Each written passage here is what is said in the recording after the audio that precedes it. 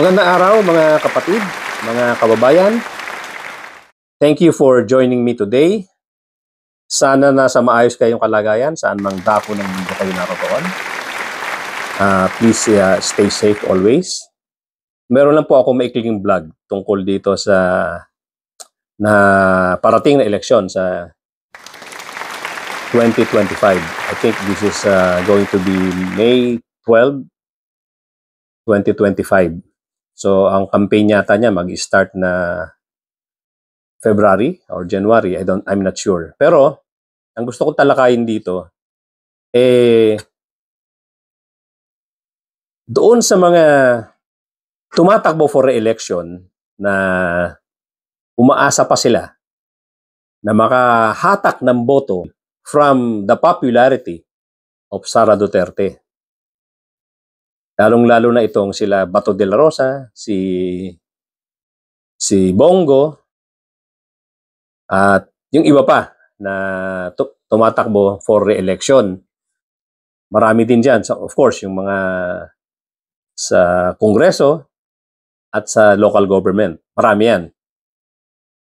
Pero ang obvious dito ay yung dalawang senador na sina Bato de la Rosa at si Bongo na hindi bumibitiw sa pagsuporta dito kay VP Sara kahit na may mga overwhelming clamor at overwhelming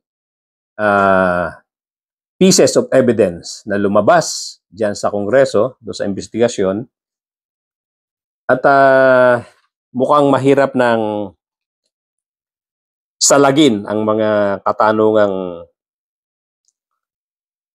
nagsasangkot sa kanya or kinasasangkutan niya tungkol dito sa confidential funds. Napakahirap po sagutin yan dahil hindi naman tayo ganun kahina mag-analyze. Hindi rin naman kahina ang taong bayan mag-analyze, hindi ganun kahina tumingin sa mga taong nag-iitsurang guilty at sa mga iniimbestigahan na hirap sumagot tungkol dito sa mga katanungan diyan sa mababang kapulungan o sa lower house sa Congress. Yung ginawang investigasyon diyan sa patungkol sa kanyang expenses o yung paggasta sa confidential funds ay nakita naman ng taong bayan kung paano umiwas at pinilit niyang huwag sagutin yung mga straight na katanungan na tungkol doon sa paggastos at ano-ano yung mga lumabas na ebidensya na nagdidiin sa kanya. Ganoon na rin yung mga tao niya. Tinuturo na lahat naman yung disbursement na ginawa nila, ang utos niya nanggaling kay VP Sara. Na ang utos nga ni VP Sara from the disbursement officer ay ibinigay doon kay Colonel La Chica at Colonel Nolasco.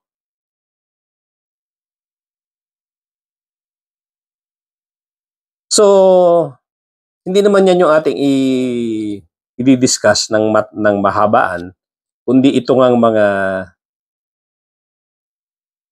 tumatakbo for election na hindi makabitaw-bitaw at pinagtatanggol nila kahit na obvious na sablay talaga. At kitang-kita na, base sa mga ebidensyang nilabas, na mabigat ng labasan itong problema na to. Mukha talaga may kaso rito. Na at least meron ditong plunder at meron ditong katiwalian na mapafile na kaso later on sa tingin natin. So, meron pang isa rito na senador na humahabol na baka sakali makasingit nga naman siya. I mean, may isa rito na bagong tumakbo na nagbabakasakaling makahabol siya sa popularity nitong si VP Sara at ni former President Duterte, itong si Philip Salvador, na nag-file nga ito ng candidacy niya sa pagiging senador, na maluha-luha pa ito, nagsalita doon sa Comelec, nag-file ng kanyang candidacy. Mukhang too late the hero ka na, Philip Salvador. Sapagkat, kitang-kita naman natin ang pagbagsak ng popularity nung kampong sinamahan mo. Dahil nga rito sa mga hinaharap na iskandalo, yung iyong presidente na naharap sa crime against humanity, na pwede ring madawit dito si Bato de la Rosa, si Bongo, at si VP Sara. May posibilidad silang madawit dito based sa mga lumalabas na mga ebidensya at mga lumalabas na testimony ng mga witnesses. Ang gusto natin sabihin dito, itong mga ito na gusto maging senador, alam na nila na malaki na asabit ng mga Duterte na to, pero they are still banking on the supposed popularity ng mga ito. Pero too late the hero na nga. Mukhang wala na yan. Nag-wane na, bumaba na ng todo yung popularity ni VP Sara at ganun din si Digong Duterte. At hindi biro yung mga hinaharap nilang kaso. At meron pa tayong inaantay na pagdating ng arrest warrant from ICC na maaring posible na kasama na rito si Bato de la Rosa sa arrest warrant na to. Na dinider niya nga pag nagsasalita siya na ilang beses ko narinig sa kanya yan na go ahead, make my day, sabi niya. Kung parating na daw yung ICC arrest warrant na yan, yun ang sagot niya. Go ahead, make my day. So, yun nga, nagtatapang-tapangan pa. Pero tingnan natin kung ano magiging reaksyon niya kung talagang andyan dyan na, isiniserve na yung arrest warrant. Dahil hindi nga biro yung mga kasong ipinail against these people. Anyway, meron pa po ako isang gustong banggitin dito sa ating vlog ngayon. Ito yung pagtakbo ng dalawang personality na ever since naman ay hindi nakikitaan ng desire sa pagtakbo sa Senado. Maraming beses ko narinig sa kanya na hindi siya pang Senado. Dahil nakita niya nga may mga umupo na senators na hindi makapag-participate ng maayos, hindi makapagtrabaho ng tama, hindi makapag-serve ng tama dahil kulang nga sila sa qualifications. Sinabi niya na ayaw niyang pumasok sa Senado dahil nga sa mga reasons na yan. May mga taong nakikita niya na pumasok sa Senado na hindi naman qualified. At ayaw niyang matulad dito. Ito pong sinasabi ko ay si Willie Revillame. Sinabi niya yan na hindi niya gustong pumasok sa Senado, ayaw niyang tumakbo. Although marami na nagtutulak sa kanya, alam ko noon pa. Dahil nga for the reason that ayaw niyang maging katulad ng ibang mga senador dyan na pati nga tingala sa kisame, pasuklay-suklay ng bigote, at pagnasam ng merienda. Meron naman dyan na halos hindi mo makita sa mga Senate hearing. Artista rin. So, nakakapanghinayang yung mga slot na yan na na-occupy nila na wala namang output bilang mga senador.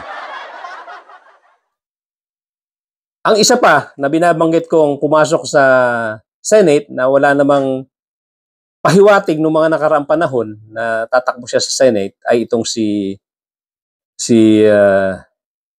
Chavit Singson, the former governor, Chavit Singson. Ano ba ang nagtulak sa kanya para tumakbo sa biglang-bigla sa Senado? Na alam naman niya na mukhang ni minsan ay hindi yata lumabas sa survey ang pangalan niya. Lalo ngayon ay medyo maraming mga kilalang pangalan.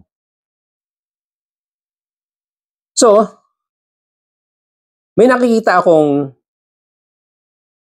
dahilan. Ito ay aking personal opinion. This is my personal opinion. Bakit ba itong si Governor Chavit Singson at si Willie Revillame ay biglang tumakbo dito sa Senado? Ang isa kong nakikitang dahilan dyan ay naging ano na sila, at tinatawag na meron na silang donor fatigue. Yes, mga kababayan. For the longest time, itong dalawang to ay wala nang humpay at walang katapusang nilalapitan ng mga politicians. Tuwing may eleksyon, itong mga ito ay lapitin. Dahil nga alam naman natin na mayayaman itong mga ito. Tuwing eleksyon, wala pong humpay ang lapit ng mga ng mga politicians para humingi ng donation para sa kanilang kampanya. So anong relasyon niyan doon sa sinasabi kong pagtakbo nila? Karaniwan pong strategy ng mga mayayaman yan na pagod na sa pagbibigay donasyon at pagbibigay ng kanilang campaign funds sa mga politicians. Can you imagine? Itong mga taong to, pag may eleksyon, na-imagine ko na kung gaano karaming politicians ang mayat-maya bumibisita sa kanila para humingi ng tulong, para humingi ng donasyon para sa kanilang campaign. So yan po ang sinasabi kong donor fatigue. Nagsawa na po sila siguro sa pagbibigay ng donasyon, sa pagbibigay ng tulong dito sa mga politicians na to. Isipin mo nga naman pag tumakbo ka. Magkakampanya ka rin, sabi mo, sasabihin mo siyempre. Iikot ka sa buong Pilipinas. Kailangan ko yung mga vehicle ko, kailangan ko yung aking jet, kailangan ko yung aking helicopter. Kaya hindi ko pa hihiram sa inyo yan. Hindi po ba, mga kababayan? Bukod sa ini-istorbo ka na, yung privacy, maya't maya, bibisitahin ka niyan, hihiramin yung aeroplano mo, hihiramin yung helicopter mo, at bibigyan mo pa ng pera. Mantakin mo, gaano kadalas yan na may bisita ka ng mga politicians pag may eleksyon, pag ganyang kakayaman. Yan po ang dahilan yan sa aking opinion. Umiiwas na sila na magbigay ng mga campaign funds at umiiwas na sila mahiram yung kanilang mga vehicle. Umiiwas na sila mahiram yung kanilang eroplano at helicopter. Hindi ba? Yun po ang nakikita kong dahilan dyan. Nagsawa na sila nakabibigay ng pera sa mga yan. Dahil wala rin namang nangyayari. Bandang huli, sila yung mga boss, sila yung mayayabang, sila yung mga arrogante, at nagkakaroon pa ng mga kaso ng katiwalian. So kung ako rin yung ganyan kayaman, iwas na ako sa kanila. Ang gagawin ko, magpa-file din ako ng candidacy para hindi mahiram yung aking mga gamit. Yung aking sasakyan, yung aking helicopter, yung aking eroplano. Tapos bibigyan mo pa ng pera. Bibigyan mo pa ng donasyon. Well, siguro hindi rin naman totally yan makakaiwas. May mga bibigyan pa rin yan. Pero substantially, mababawasan na yan. At bawas na rin yung istorbo, bawas na rin yung hiram ng helicopter, bawas na rin yung hiram ng eroplano. So yan po ang nakikita kong dahilan bakit tumakbo si Governor Chavit Singson at si Willie Revillame dito sa parating na eleksyon dito sa ating Senado. Tama po ba? Anyway, kung kayo ay nag-a-agree, ay paki-comment lang po. At kung hindi rin naman kayo nag-a-agree, paki-comment na rin po. Thank you so much. Dito na lang po tayo. At magkita-kita po tayong muli sa ating darating pa mga episode. At sana, doon sa mga bago lang dito sa aking channel, kindly subscribe. Please press the notification bell, pati na rin po yung like button. Paki-share na rin para medyo dumami naman ating community at marami makaalam dito sa ating mga pinag-uusapan dito sa aking small channel. This is EJ Morse once again. Thank you so much at magkita-kita po tayo.